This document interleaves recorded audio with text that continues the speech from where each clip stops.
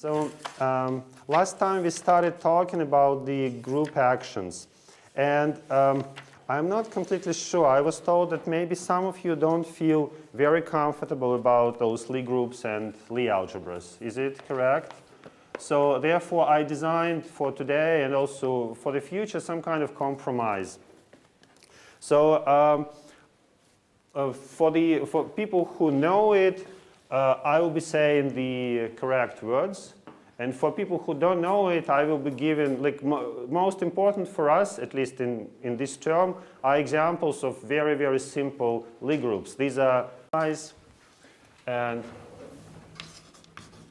so we continue with group actions. And as I say, the most important examples for me will be the circle S1 and the torus TK, which is a direct product of copies of the circle. But for people who knows this theory, we can also say it's any compact connected Lie group. And I'll make comments from time to time which statements are correct in which setup. Maybe, since we are talking about it, we already said that the circle, we think about it as a segment 0 to pi with 0 equivalent to 2 pi. And of course, the group law is theta 1, theta 2 is mapped to theta 1, theta 2 mod 2 pi. So let me just recall that another convenient model of the circle that we're going to use quite often is the unit circle in the complex plane. So the numbers, complex numbers with absolute value equal to 1. And of course, here the group law would be Z1, Z2, simply mapped to the product Z1, Z2. So the map between the two models is theta mapped to exponential of I theta.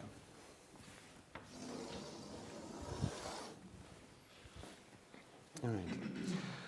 So group actions, let me recall a group action A is a map from G cross M to M. Here we assume that M is a manifold, and we have the following rule. So G times HM should be equal to GH acting on M for all GH in G and M in M. So in fact, it turns out we can do many things in this very simple framework. Let me start with the standard examples of circle actions, and then we'll kind of work with this definition today, looking at it from various points of view. So if G is a circle, then how does it look like? A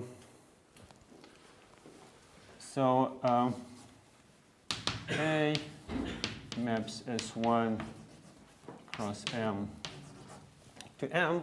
And there are several options, several things that we can do.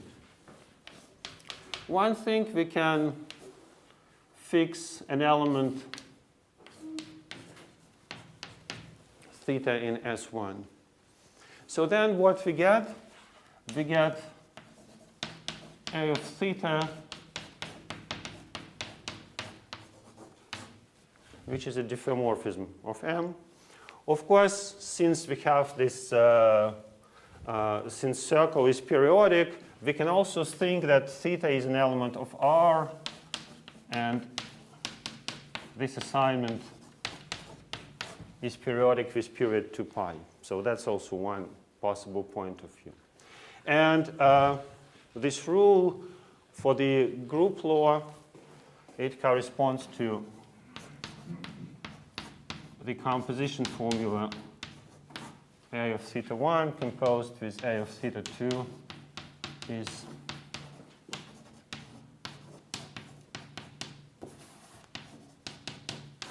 A of theta 1 plus theta 2 mod 2 pi. But if we accept this notation, then we can also forget mod 2 pi because its periodicity is automatic. But we can also do a different thing. We can fix a point in M instead. And then what happens, we obtain a map, AM,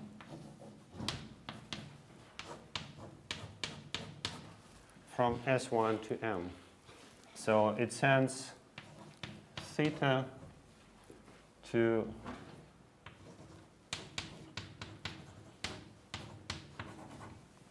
A of theta M in M. So there are these 2 points of view, and then we're going to in general switch between these points of view. So one can think of action as a family of diffeomorphisms, but we can also think of action in this way. So for any point of a manifold, there is a map from the group to the manifold. So let me introduce or recall some standard examples of actions of the circle or of the torus. So one example we already saw last time, but Florian points out that I had wrong signs. That always, or no, maybe not always, but often happens to me, having wrong signs. So we have M equal to R2. And the action is as follows. So K of theta is a transformation of R2. It's a linear transformation. So it's defined by a matrix. And so for a given integer n.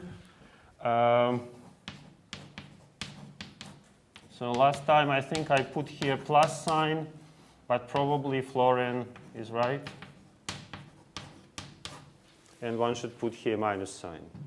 So if you don't mind, right, should we change the notation? Now I'll perhaps say why. So this defines a linear map from R2 to R2. And this is an action of the circle because this formula, it's easy to check, is satisfied. Actually, plus sign or minus sign, doesn't matter. In fact, maybe let me recall that if we identify R2 with C, so then we can ask what kind of transformation will it define on C. So this will be a transformation Z maps to Z multiplied by a factor, and I think with this choice of signs, so this will be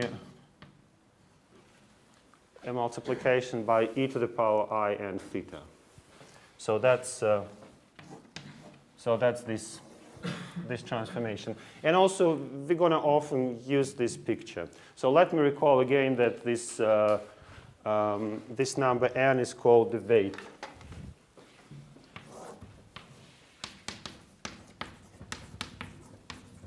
So the weight of the action.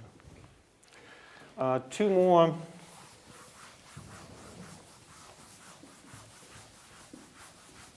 simple examples.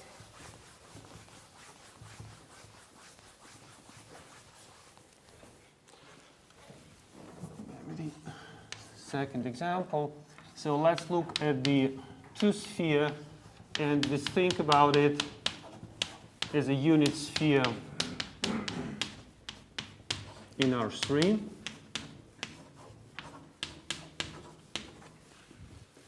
So then S1 acts on it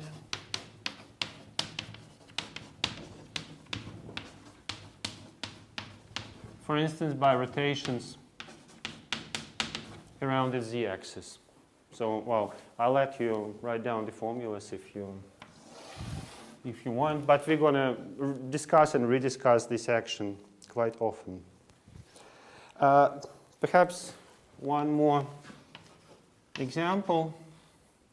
Let's take G to be a torus, and it acts on itself. In fact, such an action you can write for every group. So we'll say that A of GH will be simply the product G times H. So this is actually a formula which gives an action for any group. If the group is non-abelian, how is it? You probably know that there is one more action. So how would it look like? So if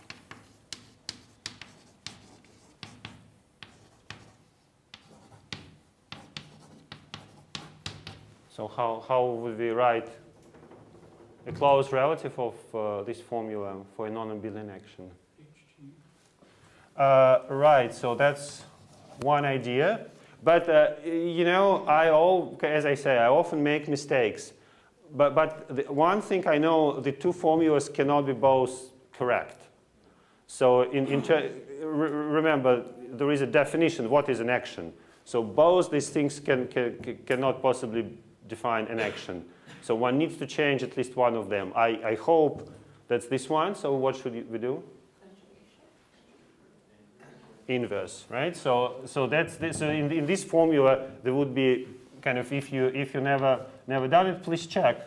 I think that's the right way to do it, if I'm not mistaken. So here we multiply by G, but here we have to multiply by G minus 1 because otherwise they wouldn't compose correctly. Or, of course, there is this, sometimes people say there are left actions and right actions, right, where the composition laws would differ. But with our definition, I think that's like that. In the non-abelian case, again, there is even one more action. You can actually combine the two formulas. This will be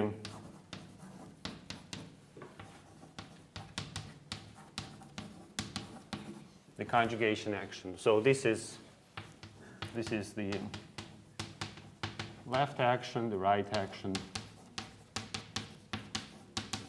and the conjugation action. Of course, for our examples, for the circle and for the torus, left and right actions coincide, and the conjugation action is trivial, because G and G minus 1 simply cancel. Now, in the case of the torus, so we have an element of the torus, theta 1, theta k. So these are the angles. And we have another element on which we want to act, phi 1, phi k. And the result is phi 1 plus theta 1, phi k plus theta k. And all that. So all the operations are mod 2 pi. So that's in the case of the torus action. Now let me start introducing various useful notions related to group actions. Some of them will be very easy, some of them will be involved, and maybe they are even don't give proofs. But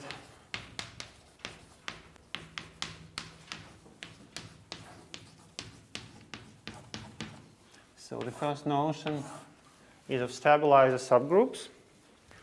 Well, let's choose a point in M.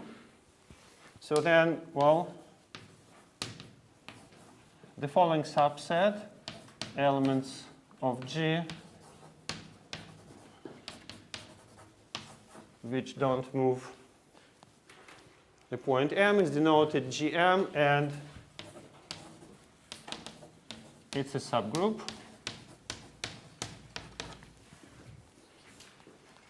Of G, and, well, it's called the stabilizer of the point M. So these are the elements that don't move M.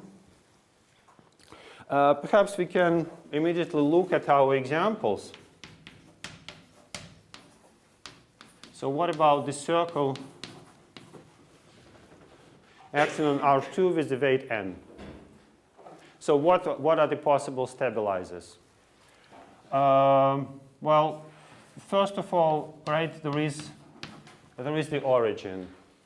So who is the stabilizer of the origin? Everything, right? So that's everything. Now suppose we take someone who is not the origin. Then what's the stabilizer of a generic point? Okay, you want to say 1 or yeah, 0, right? But is it true? If I take the weight n? Yes. So in fact, yes, I think if I had here n equal to 1, it would have been 0. But now it will be this set 2 pi s over n with s equal 0, 1 up to n minus 1 viewed as a subset of S1, and this is isomorphic to Z mod nz.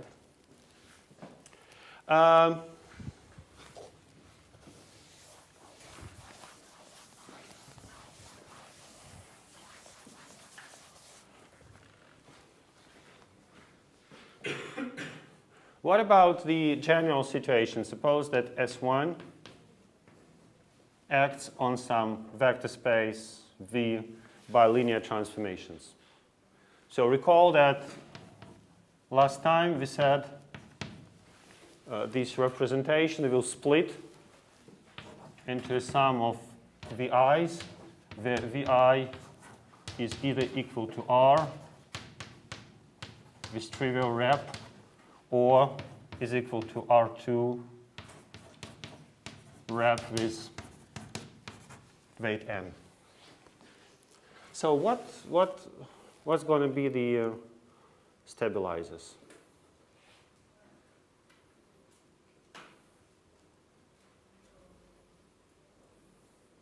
How are they going to look like?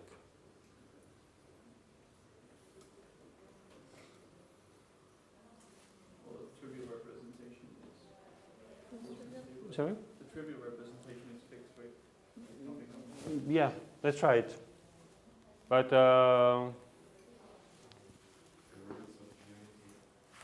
The roots of unity and roots of unity. What kind of roots of unity?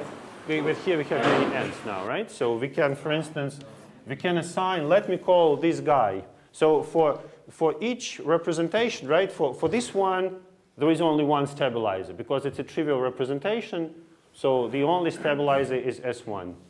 For each of those, we decided there are two stabilizers. There is a stabilizer of the origin, which is S1, and there is a stabilizer of a generic point, which is this guy.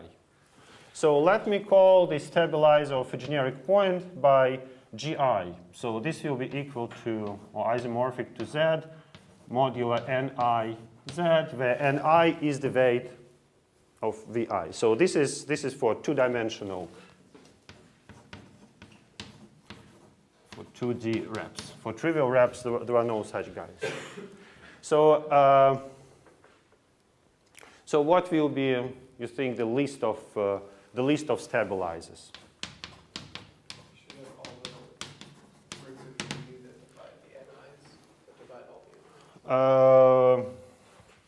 Right. Let me try to start designing that list. So S1, is it going to be a possible stabilizer?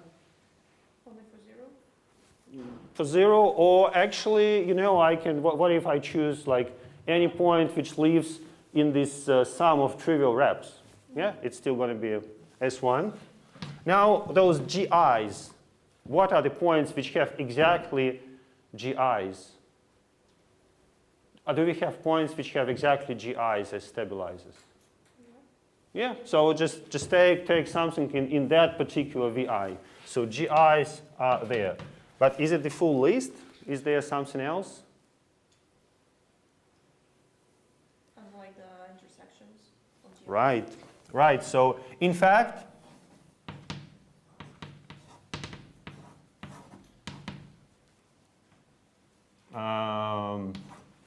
so you can take an arbitrary set of GIs, and you can have a stabilizer as an intersection of them, because you can just choose generic points in some of those VIs, and that's what you're going to get. And I think that's pretty much the complete list of stabilizers. Notice that this is a finite list. Right? So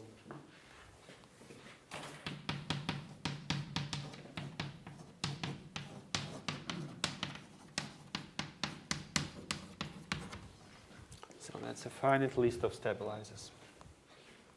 So is it clear or?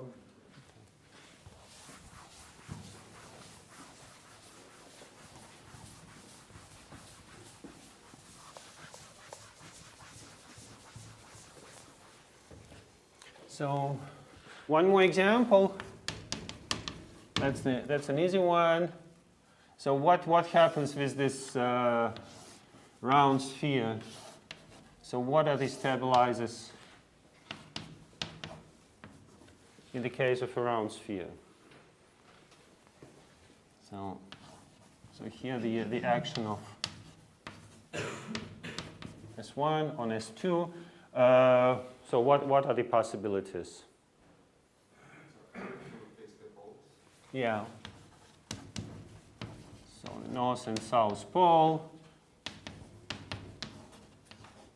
Right? The stabilizer is the whole group. And for other points, the stabilizer is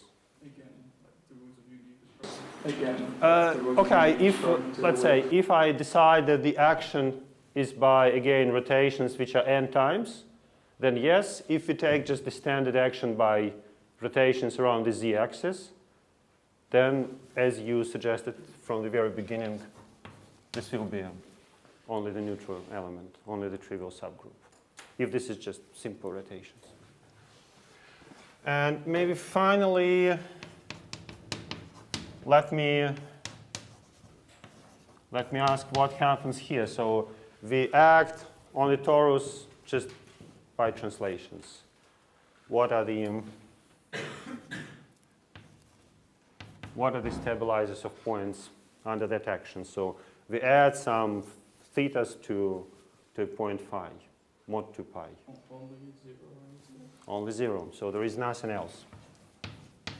So in this case, we say that the action is free. So this means that all stabilizers are trivial for all the points. So this is true for all G.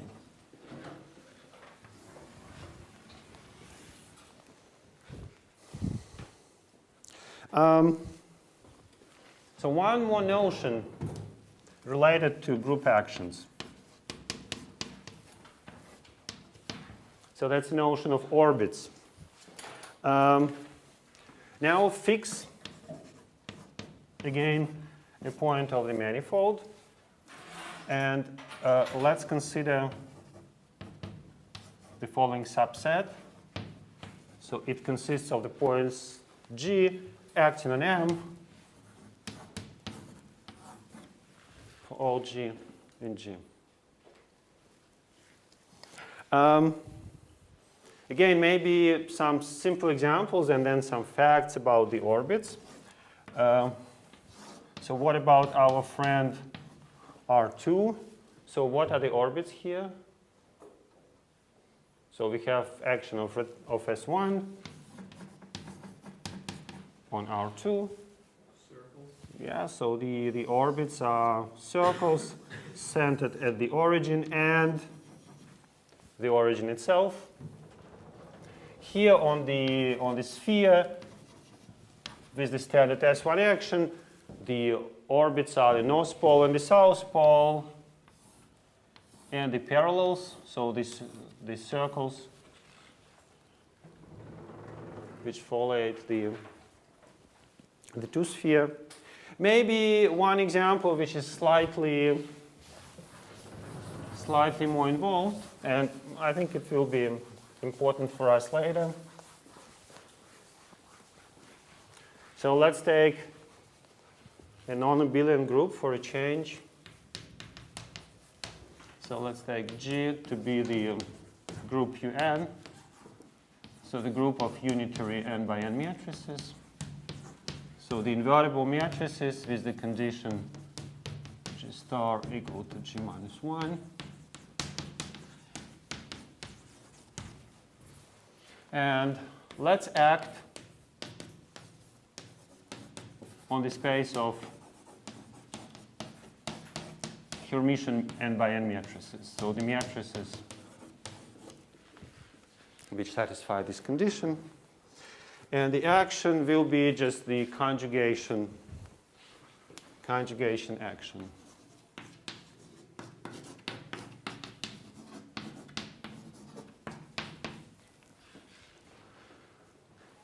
So what are the orbits of this action? So we act by conjugation by unitary matrices on Hermitian matrices.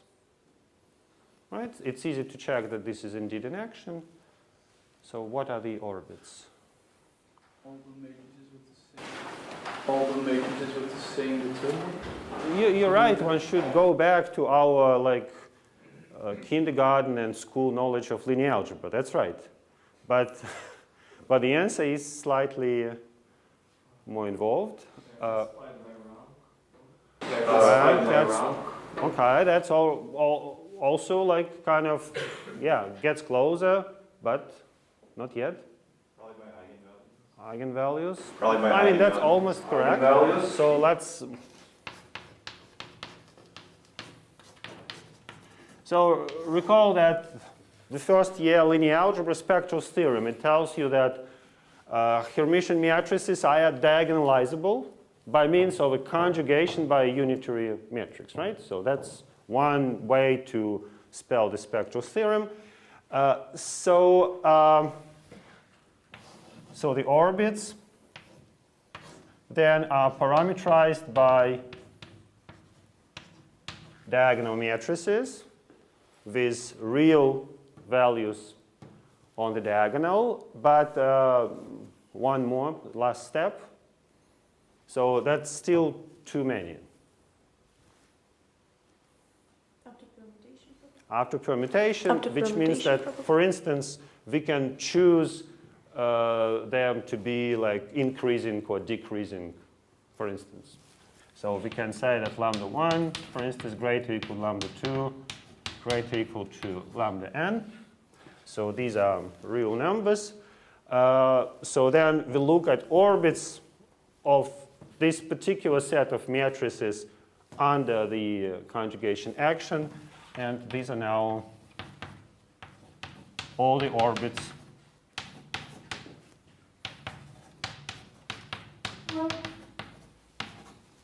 of the action A. Why can't you choose them to be real? Why can't you choose them to be real? Sorry? Why can't you No, choose they are the real. eigenvalues to be Sure, real? they are. Yeah, they are real. If I write inequalities on them, right, they better be real. So all lambda I and R, certainly. Otherwise, the corresponding matrices would not be Hermitian. Right. So, but now these are all the orbits in this space. So note that it's kind of somewhat less straightforward than one might think, because there might be repeating eigenvalues, right? So there will be many types of those orbits. So all eigenvalues distinct, some eigenvalues coincide in blocks. So there will be many cases, and we'll see how it plays in symplectic context later on. So this is already a pretty important example in the symplectic context.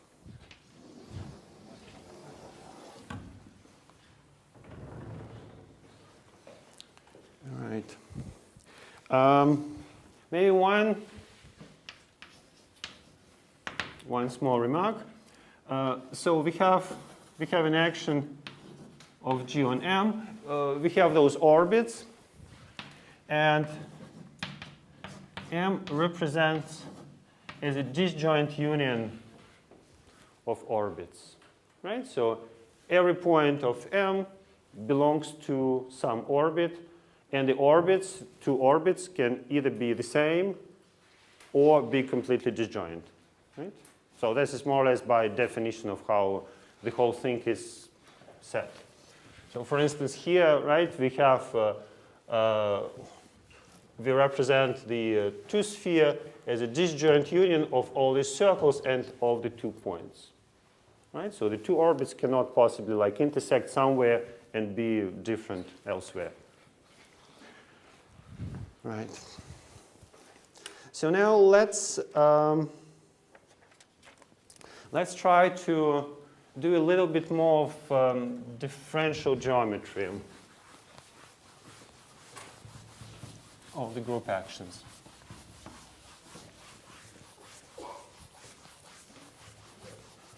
Now I understand maybe some of you are lacking background a little bit, but so let me again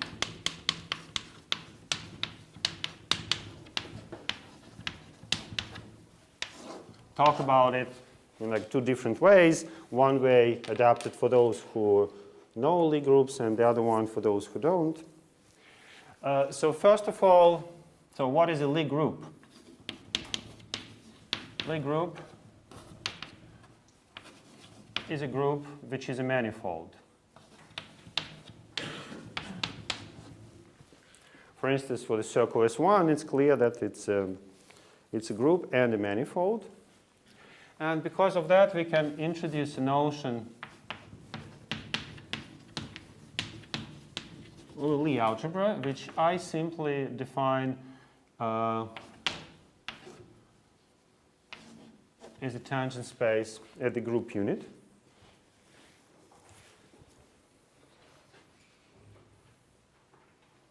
For instance, so G equal to S1. So the corresponding Lie algebra is a tangent space of S1 is 0, and it's simply equal to R. And for G equal to TK, G is a tangent space, again, at the group unit of TK. And this is simply equal to R to the K. Now there is an interesting map, the exponential map.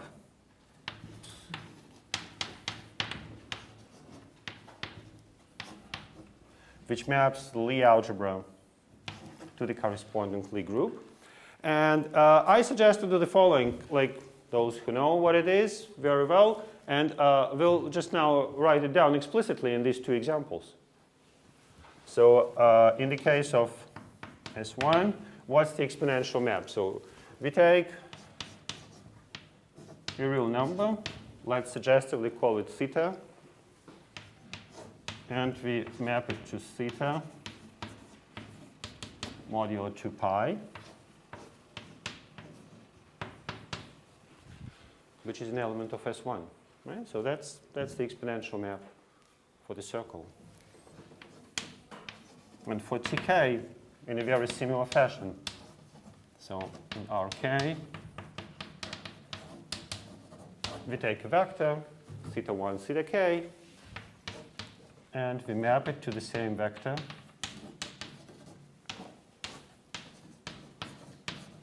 mod 2 pi,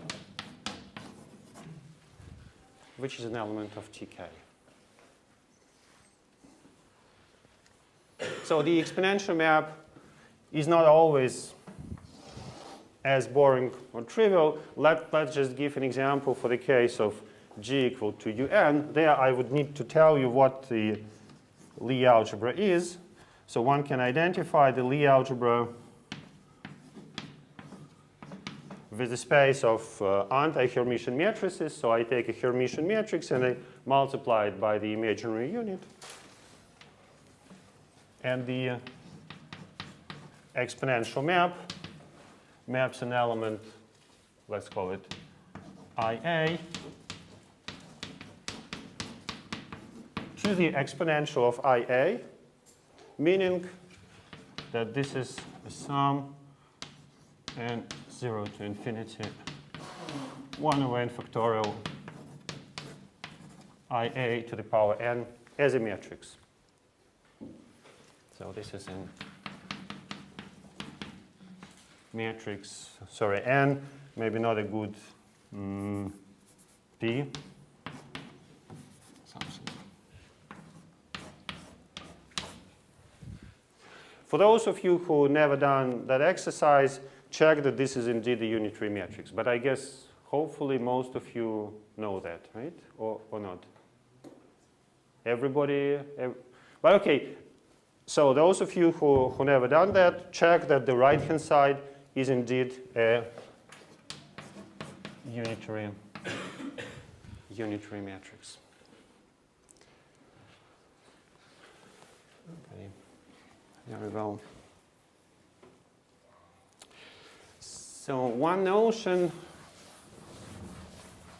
closely related. So why do we need those? Why do we need those Lie algebras? So the next basic notion we need is fundamental vector fields. Right. So again, we have an action, and it's a map from G cross M to M.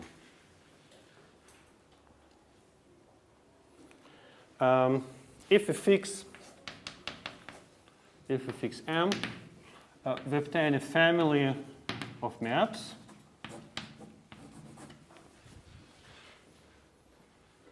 from G to M, and in particular,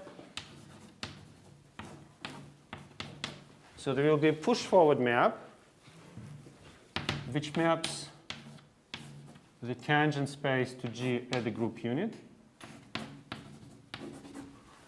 to the tangent space of M at the point M.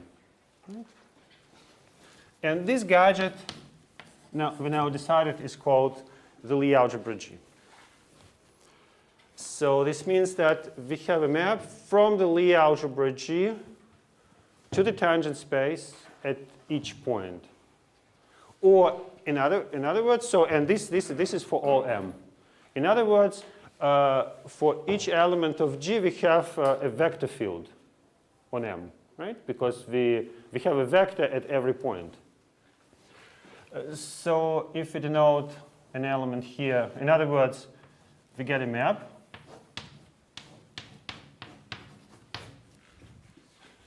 from G to vector fields, and usually denoted in the same way. Let's take an element psi of G. So it is mapped to a vector field which is called psi M. So this is a fundamental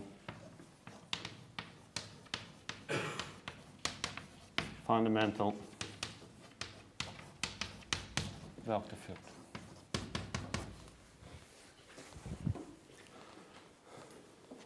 So let me finish with the fact that we're going to discuss, or not really prove, but give you a sketch of a proof after the break.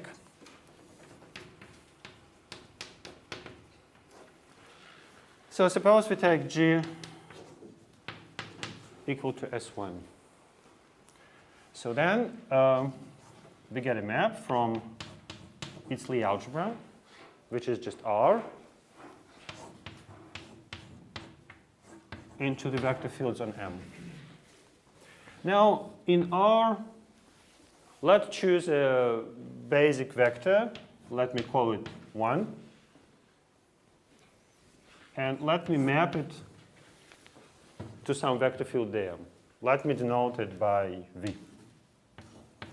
Right? So the fundamental vector field corresponding to a basis of R, let me call it V. So then the fact is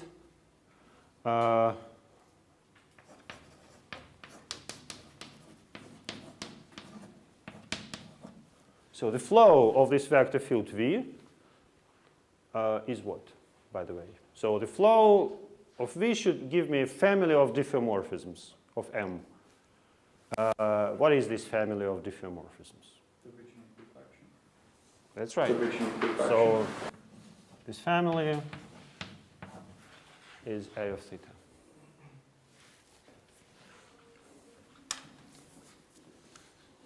So let's briefly discuss why this is true after the break. Yeah, so let's continue. Right, so why is it true? This is more or less just a matter of writing the definitions. So let's say we have f a function on M. So then what does it mean that V is a flow of A of theta? So we should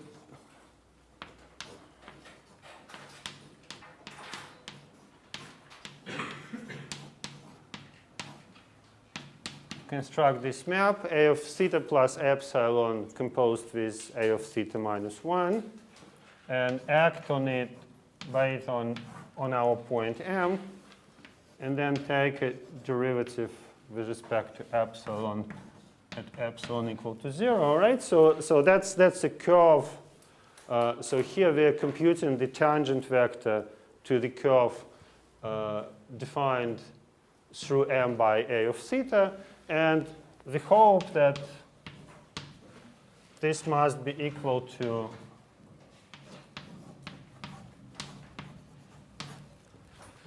the action of V on F computed at the point M. So the question is it true or not?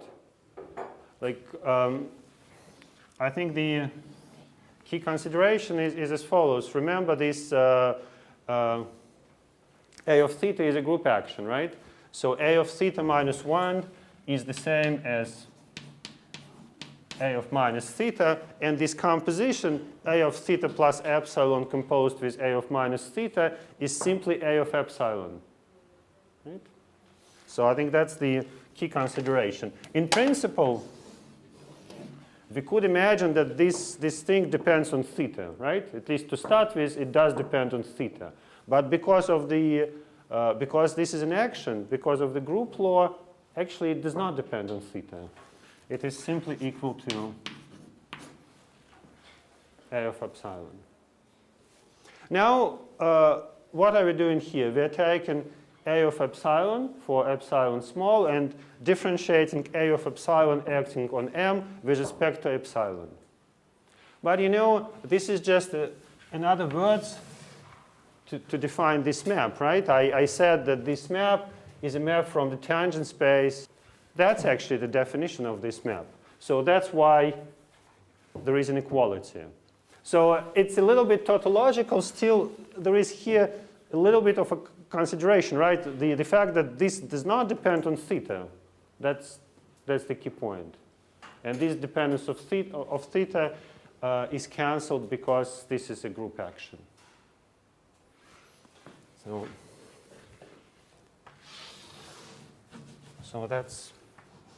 So these are just more detailed formulas for the definition of V. Right. Okay.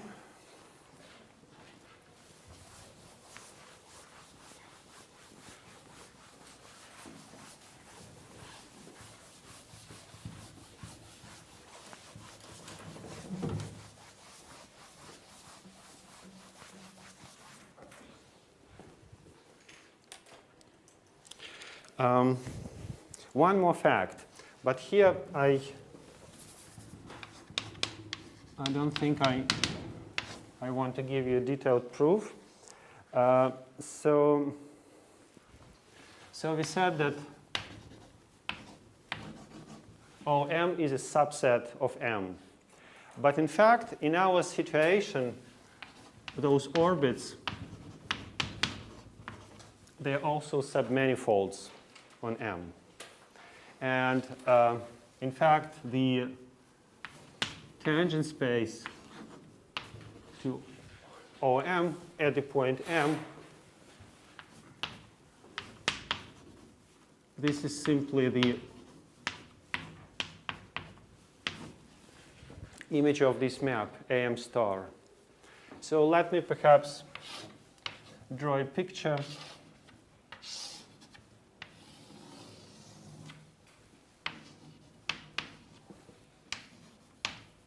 So we have our circle acting on S2, and here we have our circles foliating it. Now, right, for a circle action, we decided we have one fundamental vector field.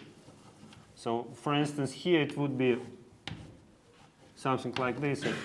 At that point M, there would be a vector in the tangent space, and so that's the value of V. So this is Vm, and this is M.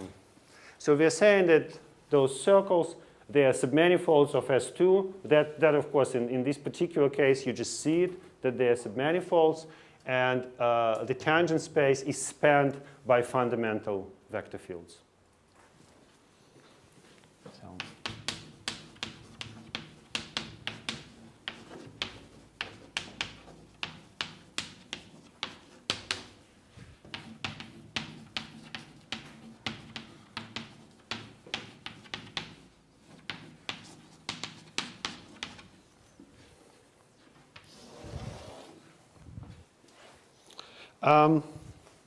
Well, since they are submanifolds, I would like to discuss a little bit of differential geometry of those submanifolds. Recall that before, for instance, we introduced or we discussed this notion of the normal bundle. So let's talk about the normal bundle to the orbits.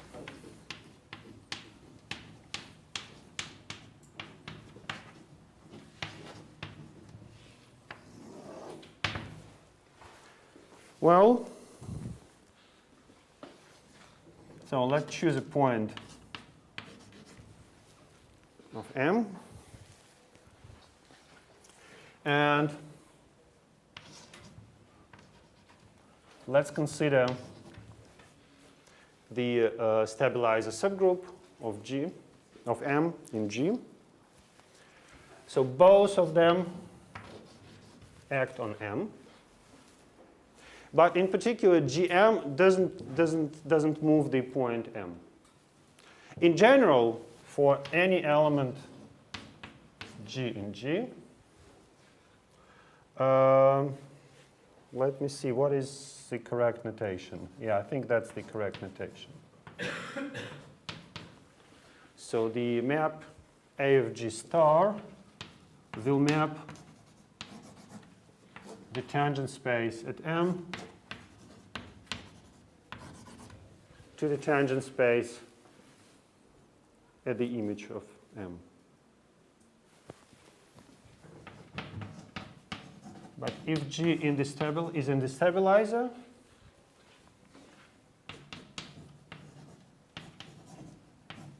then this AG star will simply map TMM to itself.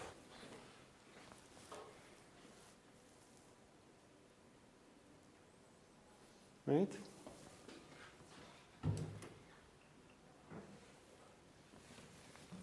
Now, in the same way, Gm and G, they're acting on the orbit which passes through M. So, in a similar fashion, AG star will be mapping the tangent space to the orbit, to the tangent space to the orbit at a different point, and if G is in the stabilizer, it will be mapping the tangent space to the orbit to itself.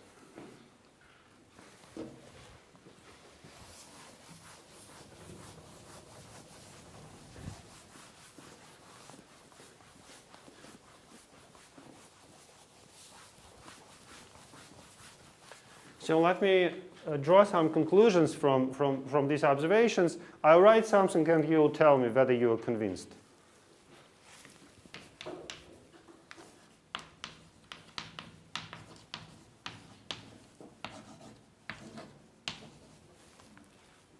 So first of all, we get a G action on the normal bundle. Why?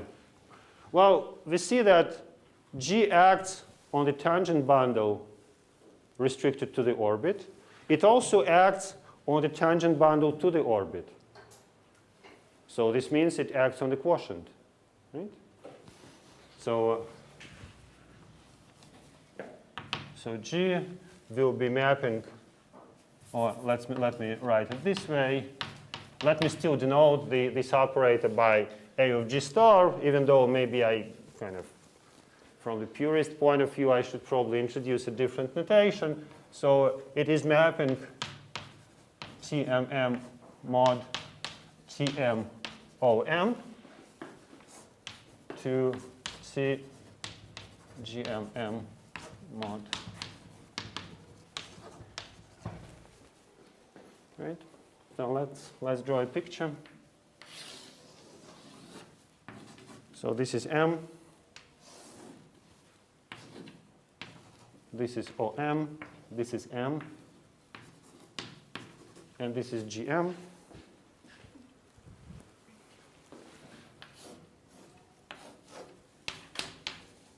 There's the tangent fiber, and that's the inside. There is a smaller tangent fiber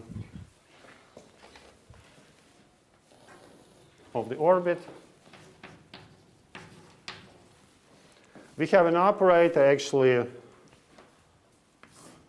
an isomorphism between the fibers, which is given by this A of G star, right? So that's a fiber at a different point. And inside, sitting in smaller fiber. And well, this space is mapped to that space by an isomorphism. The subspace is mapped to the subspace by an isomorphism. Hence, the map descends to the quotient. Right? So we obtain a well-defined map. And this is an action.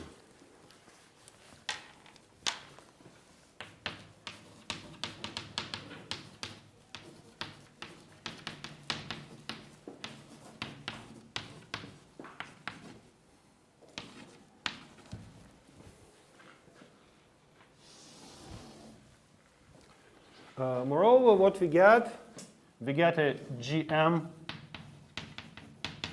action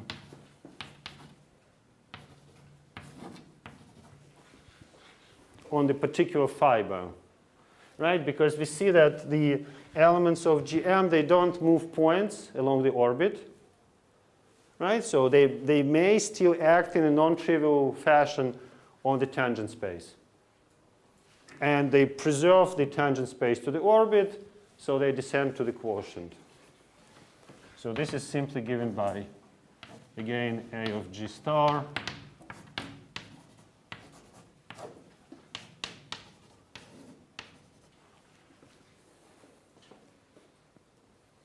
which is mapping the quotient space to itself.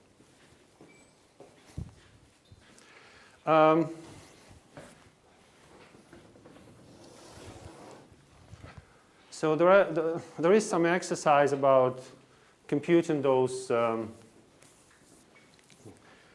computing some of those actions in the problem set 5. But let me do one very simple thing with my preferred example of today, with the round sphere.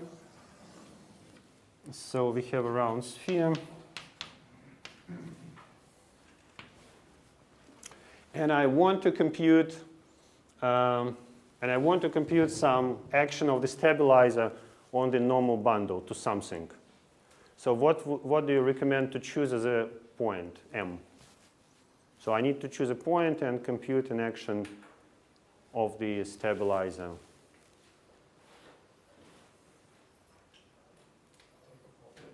Right. I think that's the only reasonable choice, right? Because we said that the stabilizers, the generic stabilizers, the stabilizers on the circles, they're trivial. So there will be not much to compute. I can, but if your group is already trivial, it's going to act trivially, right? So the only interesting point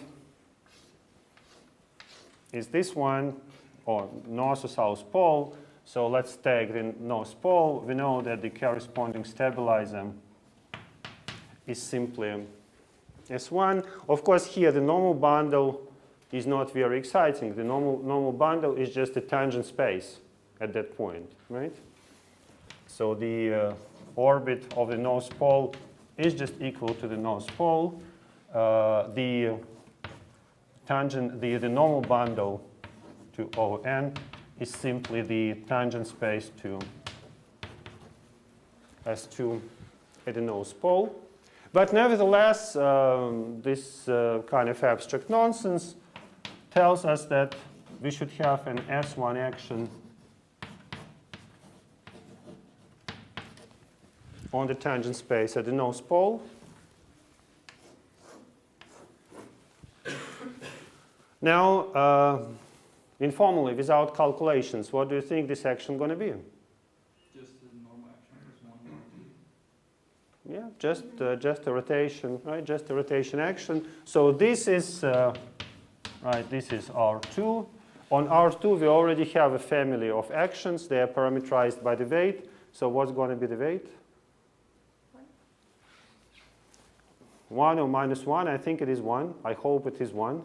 But you know, with those signs, you can never be sure.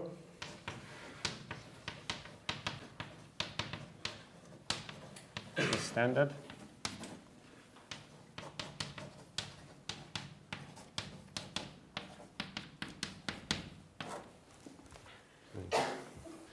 Again, if you have doubts or hesitations here, please check it.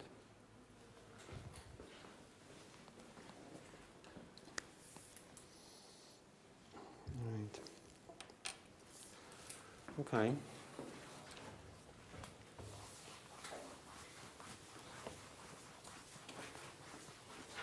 Now one more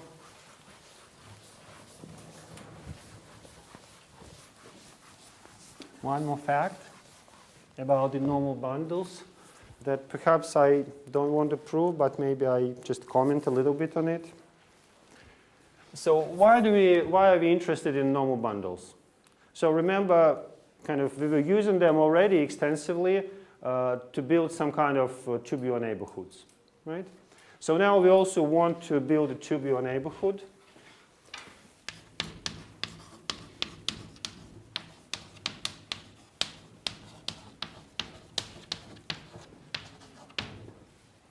Of OM.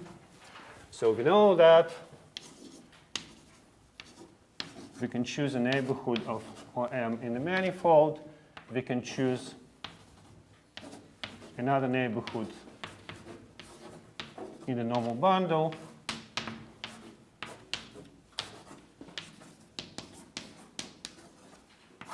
In a diffeomorphism from V to U. So that's just the standard tubular neighborhood thing. But now, on M, there is a G action, and by our previous discussion on the normal bundle, there is also a G action. And so what I want to say, that one can actually choose this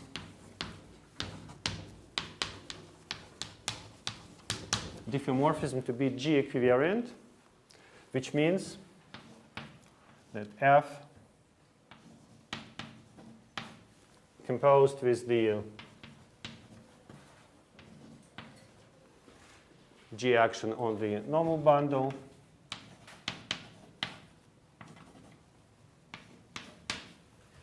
will be equal to F composed with the action on M.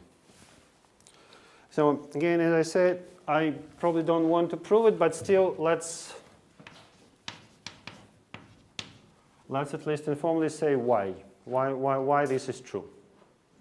Why do you think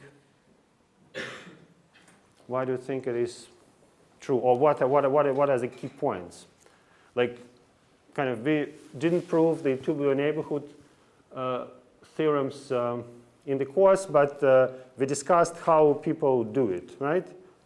So how they identify, how they build those maps from V to U. So they choose some Riemannian structure, some Riemannian metric on the manifold. And so they take those normal vectors and they start making small geodesic rays, right? So that's how you identify the vectors in the normal bundle with the points of M, right? Now we want all that to commute with the G action. For that, what do you need to have about? Is our G is compact? Yeah, absolutely. Right. Is our G is compact? Yeah, Yeah, absolutely. that's right. So, and that's the key point. So all the examples of our G's, they are compact, in particular our circles and our tori and our UNs and everything that we are dealing with is compact. And that's why you have you can define an invariant metric. So G is compact.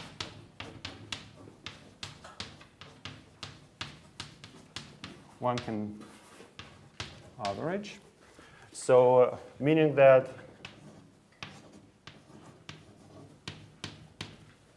there is an invariant integral over G with, I don't know whether you, with a higher measure, or like in our examples, S1, so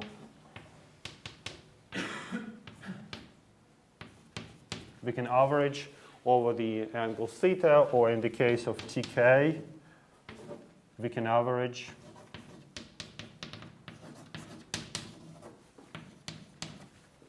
all the objects which depend on theta or on theta k, we can average them with d theta or d theta 1, d theta k. And because of that, there is an invariant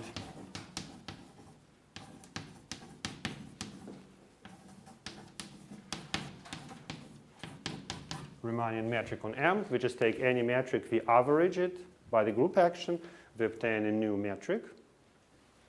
And if we use such a metric in building a tubular neighborhood,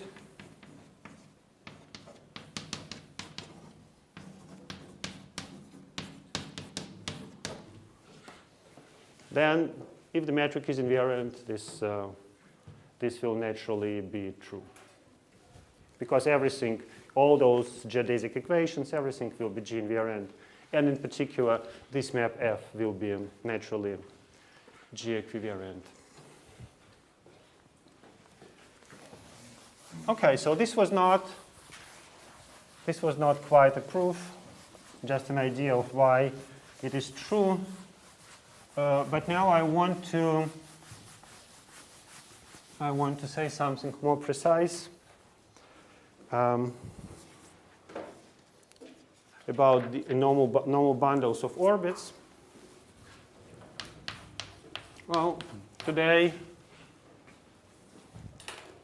there was not a single statement yet that I really proved. So let's at least prove something. So a normal bundle to the orbit is isomorphic to the following gadget. Let me write it down and then I explain what it is. So it's an equivalence relation imposed on the direct product of the group G and of the vector space, the fiber of the normal bundle. And so here the definition is as follows. So GV is equivalent to, let me write it this way, GH A of H star minus 1 acting on V for all H in GM. So these are equivalence classes in the product, and I want to show that this normal bundle is just has this form. Well,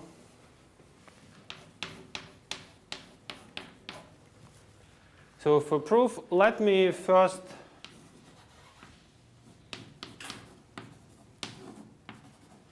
define a map from this product to the normal bundle of OM. Right, so this is a point M. So this is my normal fiber. I'm taking a vector here, and I'm taking an element of the group, and I do the following thing. I'm just acting by this element on this vector, right? Actually, the G action is defined on the normal bundle. So I'll be getting a point GM and a vector A of G star V, which sits in the normal fiber at the new point. And then I simply I simply take this vector as a result. So that's the new point. Here there is a new normal fiber, and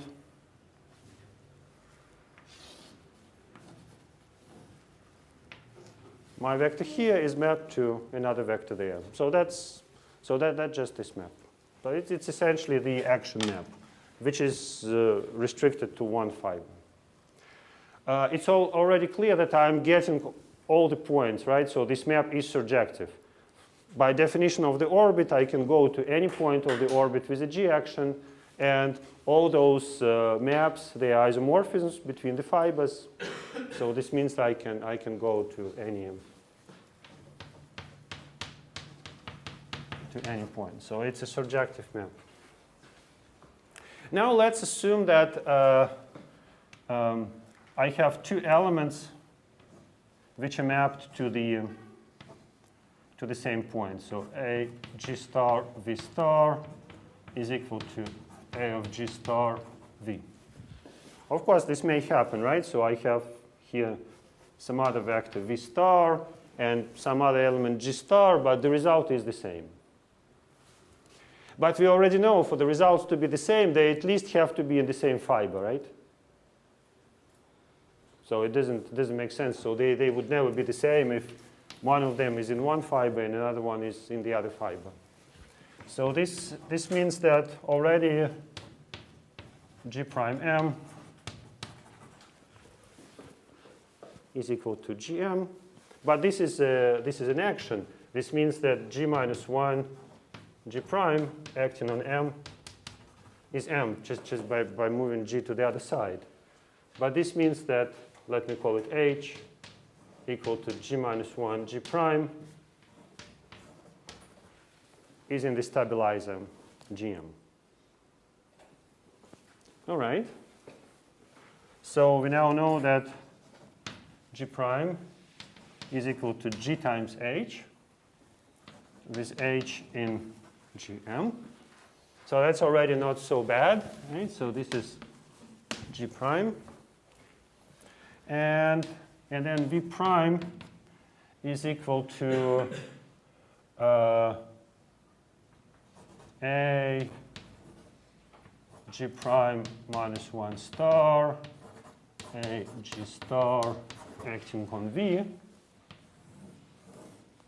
But this is what? So this is the same as A G prime minus 1 G star because it's an action. And now this is the same as A of H minus 1 star. And this is the same as A of H star minus 1. And this gives you exactly this formula. So if you get the same point, this means that here you have to, so the 2 points you started with, they are related as I promised.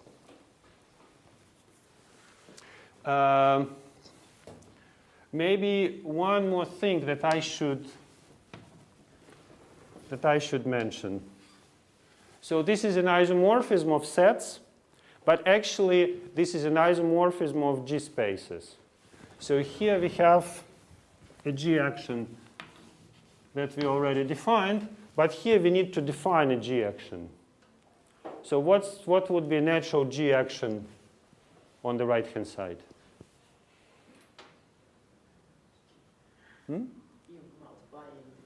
Yeah, you just multiply. Just in case G was non-abelian, we should say on which side we multiply. And since here we were multiplying on the right, I would multiply on the left. Right? So first of all, we remark that there is a G action naturally defined on this gadget.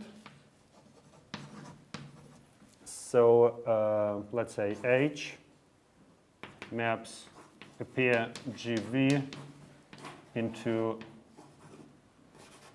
H, or maybe S as GV. And the isomorphism intertwines the G actions.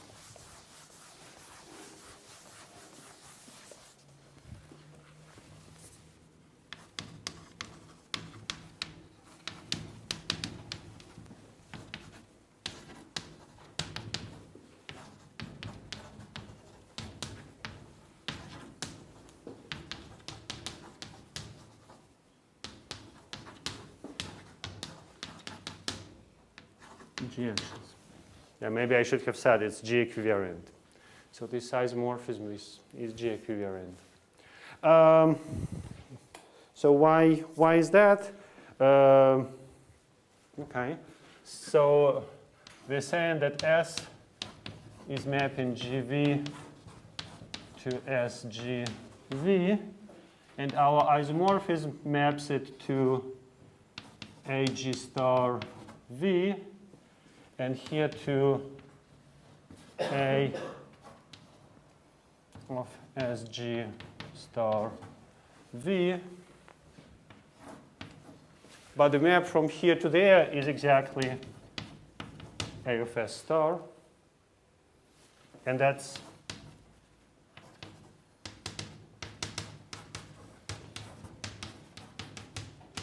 the G action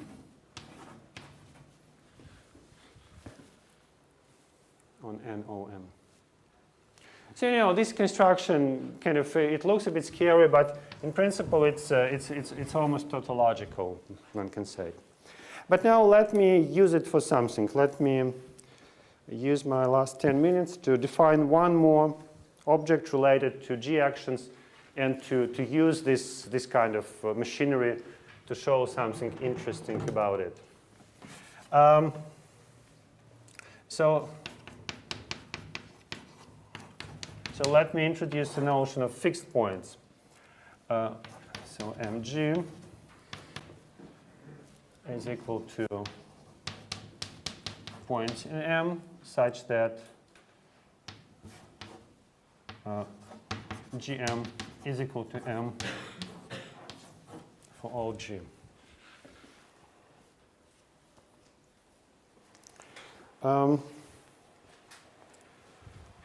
So proposition.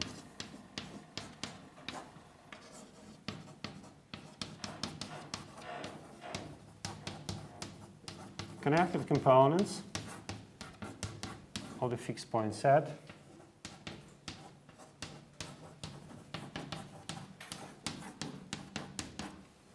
are submanifolds of M. This is interesting, useful, and not entirely obvious to start with.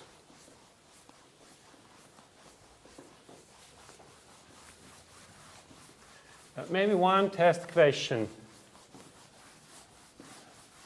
why do I think I say connected components? Why don't I just say Mg is a submanifold? There may be too many. Too many means what? Dimensions probably are different. That's right. That's because of the definition of what do we mean by a manifold. Typically, we want a manifold to have a dimension, at least with usual definitions, right? You choose what are your charts. But it may happen that different connected components, they have different dimensions. So this may happen.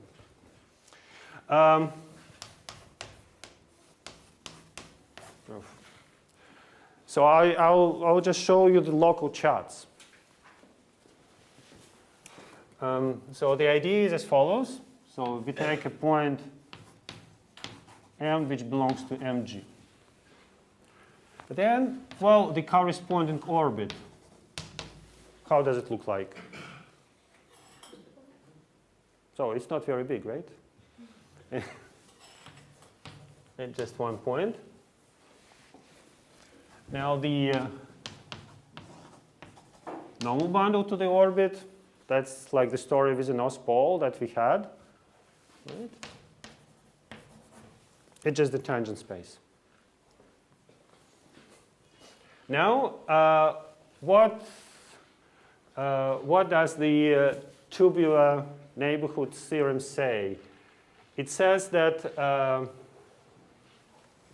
so here we have an action of Gm, which is just equal to G by linear transformations. Now the tubular neighborhood theorem says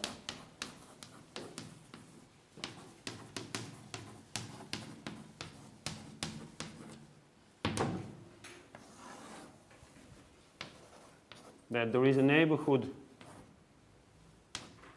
of M and another neighborhood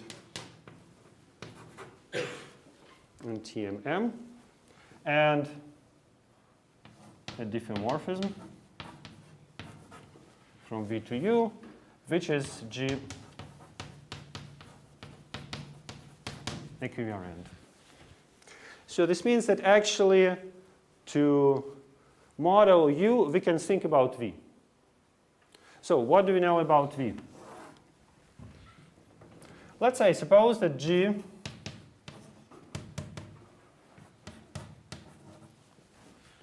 is one of our friendly groups, or for people who know the story, any compact group. So then TMM as a representation of G, it splits into a direct sum of VIs. And now it's only important for us, some of those VIs are trivial, some of them are non-trivial. Okay? So in particular, here there is a sum over sub-representations which are trivial. So we decided that M is a point of Mg. But let's see, what are the other points of Mg in this neighborhood U, or equivalently in the neighborhood V? So what are they?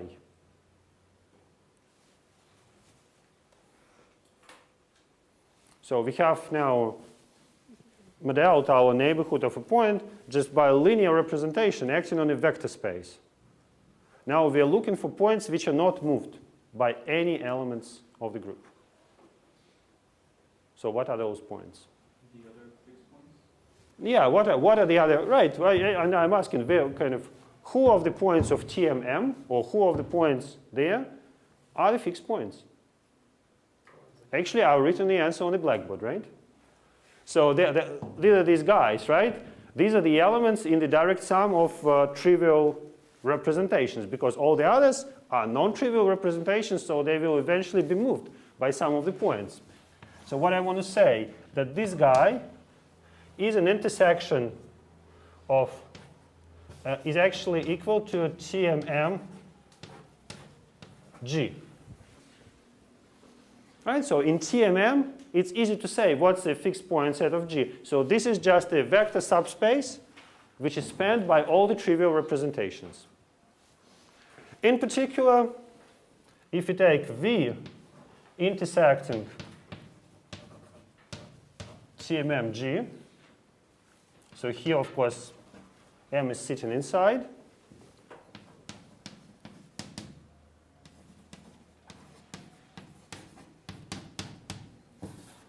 So it's going to be a chart around M.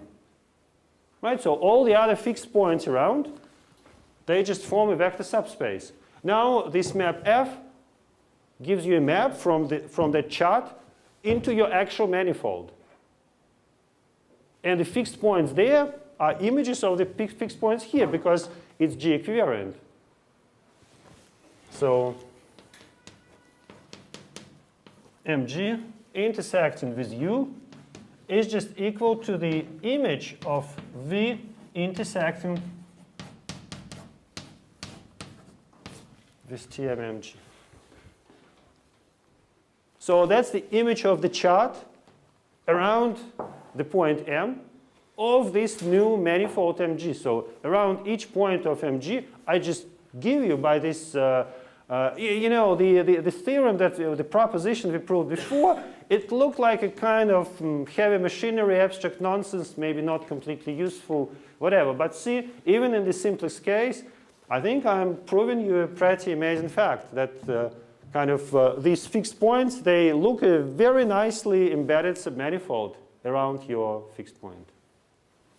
And we're going to use it later on. That's an important consideration. Maybe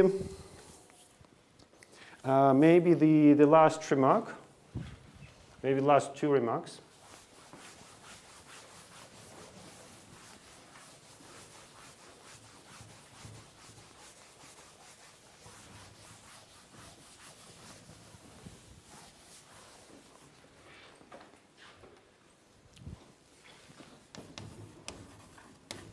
Suppose we choose a subgroup H inside G. And maybe this subgroup is not necessarily closed. So H is contained in H bar.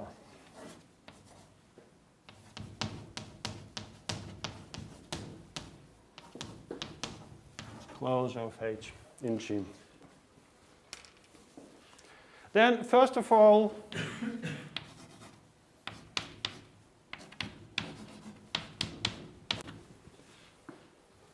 so the fixed points under H is the same as the fixed points of the closure subgroup. Why is that?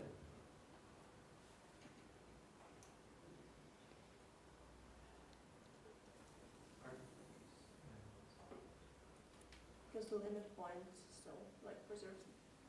Because everything is smooth, right? Because if you take a limit, so suppose the point is preserved by all the points here. So construct a sequence which converges to something there. So suppose we have a sequence Hn which converges to H infinity in the closure.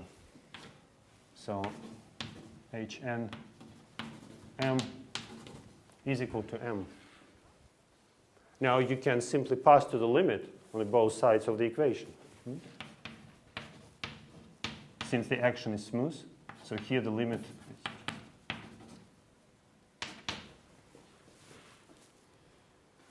is.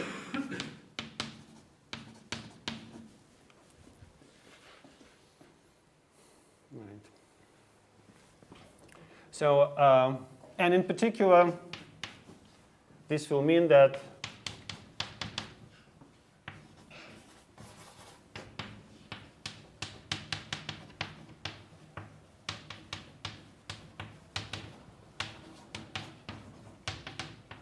of MH are submanifolds. In particular, why do we want that? It looks also a little bit strange. Because let's choose an element G in M. And let's define the subset of M which is fixed exactly by that element. We may wonder, is it nice? Is it a nice subset? Is it a submanifold? Well, it is. Because that's a fixed point set for the subgroup of M, which is spanned by G. Right? So this is G to the K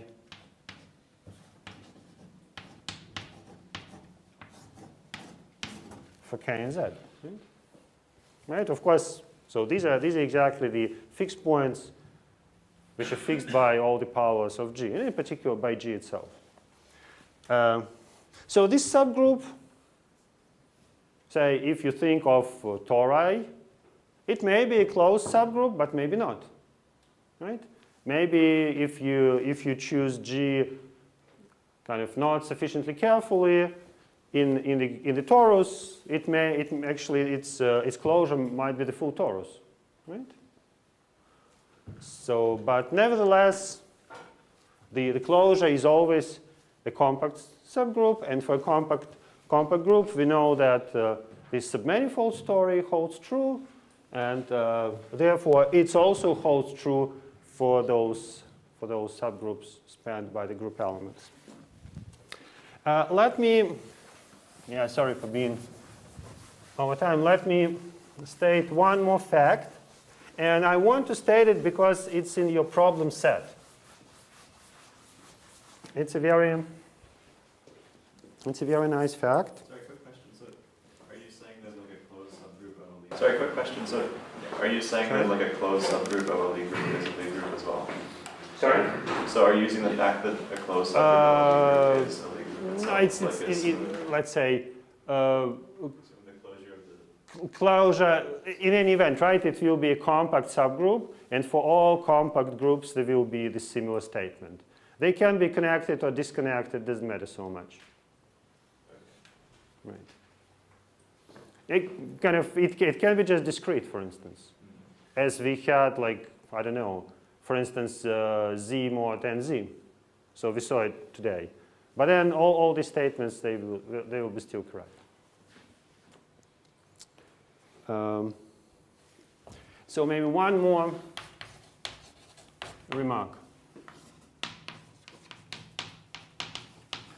G actions on compact manifolds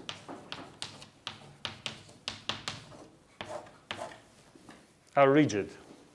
So what does it mean? And you will have to prove one of those statements just for the circle in the problem set. Suppose you have a family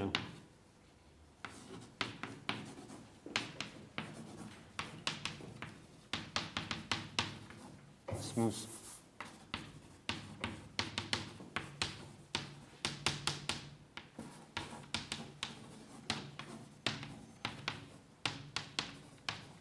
of G actions. So then it turns out that it's a little bit, kind of in spirit, maybe a little bit like a Morse trick. So there is a family of diffeomorphisms of M such that F0 is the identity. And how do I write it? Such that Ft composed with A0 is the same as AT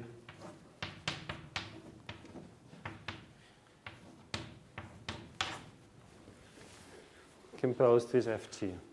So you see, you can conjugate, you can apply a diffeomorphism on the manifold, and your action AT will be transferred to the action A0. So you see, actually, all the actions modulo diffeomorphism, but diffeomorphism, right, you can apply diffeomorphisms to a manifold. It doesn't change anything. So modulo diffeomorphisms, those group actions, they're all the same. And if you ask to actually prove it for G equal to S1, I find this fact also pretty amazing and not completely intuitive. You would think like a circle action, what's rigid about it, right? You can probably like try to rearrange it, but actually not. All the, like, for instance, it tells you that if at some point you had fixed points and some weights around those fixed points, you cannot really change them by deforming the action, right? Since you would always have a diffeomorphism, which brings you back. For instance, if you had fixed points, you cannot get rid of them. If you didn't have fixed points, you cannot create them by continuously or smoothly, by smoothly changing the action, right? I don't know, do you find it surprising? Like, I don't know, probably I'm not supposed to, but I do find it surprising. So we spent the whole lecture on group actions. So next time we go back to our symplectic story, and remember in the first lecture I introduced the notion of Hamiltonian G-spaces. Now I think we go and discuss Hamiltonian G-spaces starting from the next lecture. Well, that's it for today.